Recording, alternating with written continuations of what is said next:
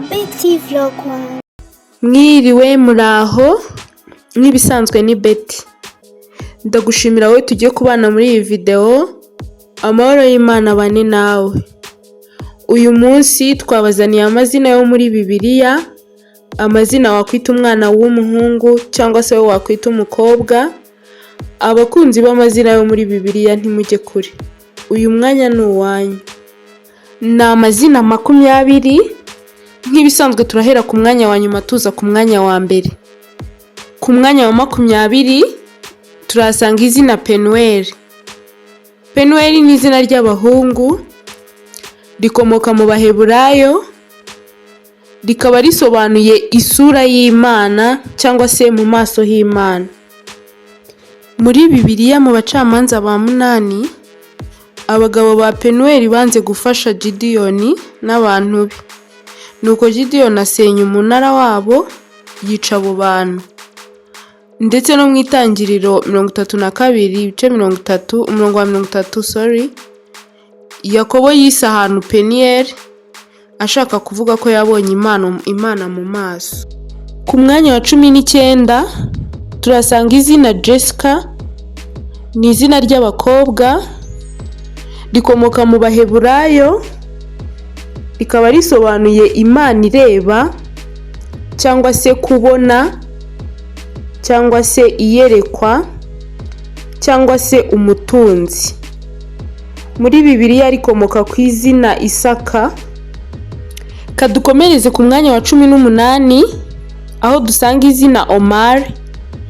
Ni izina ry'abahungu, rikomoka mu Barabu ariko rikomoka no mu Baheburayo, rikaba risobanuye gutera imbere cyangwa se kuramba.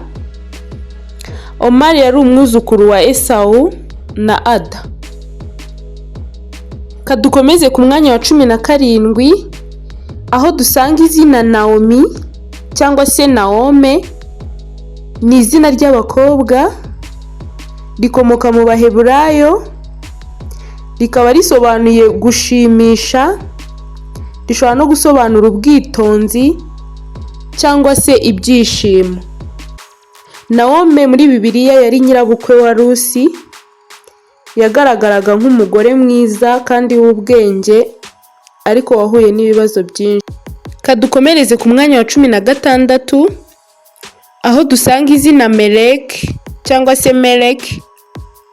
Ni izina ry'abahungu, rikomoka mu Baheburayo ariko ryakunze kugaragara mu Bayahudi, rikaba risobanuye umwami cyangwa se umuyobozi cyangwa se ubuyobozi.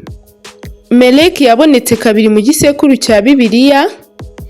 Yari mwene Mika, umuhungu wa Meribabari, umuhungu wa Yonatani umuhungu wa Sawuli. Ku mwanya wa 15 turasanga izina Mary.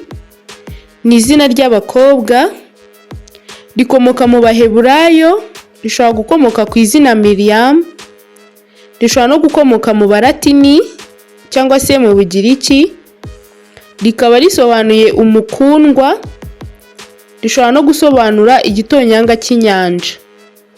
Mary yari nyina wa Yesu muri Bibiliya. Kadukomeze ku mwanya wa 14 aho dusanga izina Kenan. Ni izina ry'abahungu, rikomoka mu Baheburayo, rikaba risobanuye gutunga cyangwa se igihome gikomeye, rishobora no gusobanura kwicisha bugufi. Kenan yari mwene Enoki, umwuzukuru wa Seti, yavuzwe mu Itangiriro mu Isezerano rya kera. Tudatinze dukomereze ku mwanya wa 13 aho dusanga izina Julia. Ni izina ry'abakobwa, rikomoka mu Baratini, rikaba risobanuye ubusore cyangwa se ubuto. Julia yari umugore w'umukristo wo muri Roma, yavuzweho mu Baroma ba 16 umurongo wa 15. Intumwa Pawulo mu rwandiko yandikiye Abaroma yasuhuzaga uyu Julia cyangwa se Yuriya. Dukomereje ku mwanya wa 12 aho tuhasanga izina Joel. Ni izina ry'abahungu rikomoka mu Baheburayo, rikaba risobanuye ngo Yawe ni Imana. Muri Bibiliya y'Abaheburayo igitabo cya Joel cyari inyandiko y'Abayahudi ikubiyemo urukurikirane rw'amatangazo y'Imana. Naho ku mwanya wa 11 turasanga izina Gadiela. Ni izina ry'abakobwa rikomoka mu Baheburayo ku ijambo Gadiel cyangwa se izina Gadiel, bikaba bisobanuye ngo Imana niyo mahirwe yanjye. Uyu Gadiel yari umwe mu batasi boherejwe na Mose gukora iby'ubushakashatsi ku gihugu cya Kanani. Kadukomeze ku mwanya wa 10 aho dusanga izina Elohim.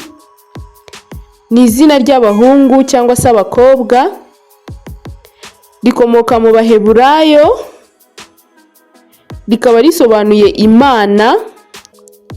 Rishobora no gusobanura abamarayika cyangwa se ijuru. Niryo jambo rikoreshwa ku Mana mu Itangiriro igice cya mbere umurongo wa mbere kugeza ku gice cya kabiri umurongo wa 3.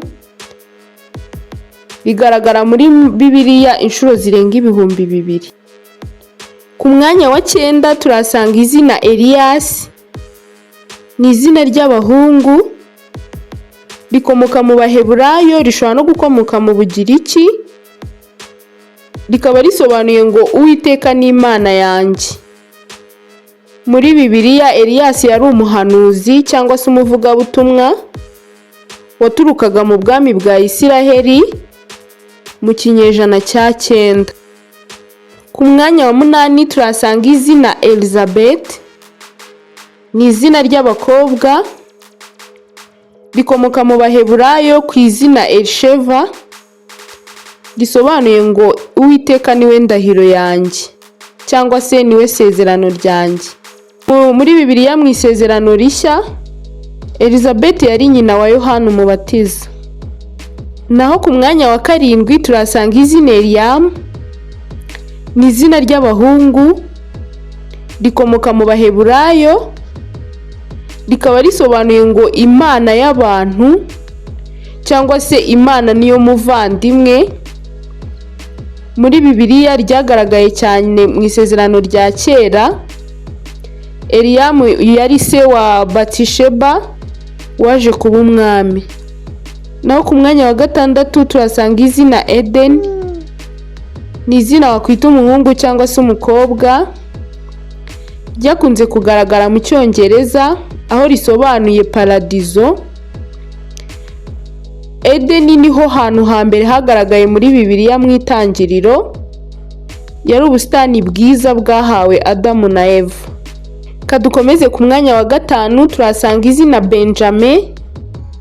Ni izina ry'abahungu rikomoka mu Baheburayo, rishobora no gukomoka mu Barabu, rikaba risobanuye ngo umuhungu wo ku ruhande rwa nyarwo cyangwa se umuhungu wo ku ruhande rw'iburyo. Muri Bibiliya yari umwe mu bahungu ba Yakobo. Naho ku mwanya wa 4 turasanga izina Ada. Ni izina ry'abakobwa rikomoka mu Baheburayo ariko rishobora no gukomoka mu Bayahudi. Mu Baheburayo risobanuye umutako, naho mu Bayahudi rigasobanura ubwiza. Ada yari umugore wa kabiri wavuzwe mu gitabo cy'Itangiriro muri Bibiliya inyuma ya Eva. Yari umugore wa Lameki. Tudatinze dukomereze ku mwanya wa 3 aho dusanga izina Abidan. Ni izina ry'abahungu rikomoka mu Baheburayo, rishobora no kugaragara mu Barabu, rikaba risobanuye ngo Imana niyo mucamanza cyangwa se niyo bucamanza. Abidan yari umuyobozi w'ubwoko bw'Ababenyamini, akaba n'umucamanza. Yari n'umuhungu wa Gideyoni mu bwoko bw'Abayisiraheli. Ku mwanya wa 2 turasanga izina Abiya. Ni izina wakwita abakobwa cyangwa se abahungu, rikomoka mu Baheburayo ku ijambo abi risobanuye data, naho ya rikakomoka ku ijambo yawe risobanuye Imana. Rishobora no gukomoka mu Balatini cyangwa se mu Bugiriki, rikaba ryasobanura ngo Imana ni data. Muri Bibiliya Abiya yari umwami w'Abayuda, akaba n'umuhanuzi ndetse n'intumwa. Umwanya wa mbere ari naho dusoreje urutonde rwacu rw'amazina yo muri Bibiliya, amazina y'abahungu ndetse n'ay'abakobwa. Turahasanga izina Abel, ni izina ry'abahungu, rikomoka mu Baheburayo, rikaba risobanuye umwuka. Muri Bibiliya Abeli yari umuhungu wa Adamu na Eva, akaba yari umutoni ku Mana kurusha umuvandimwe we Kayini.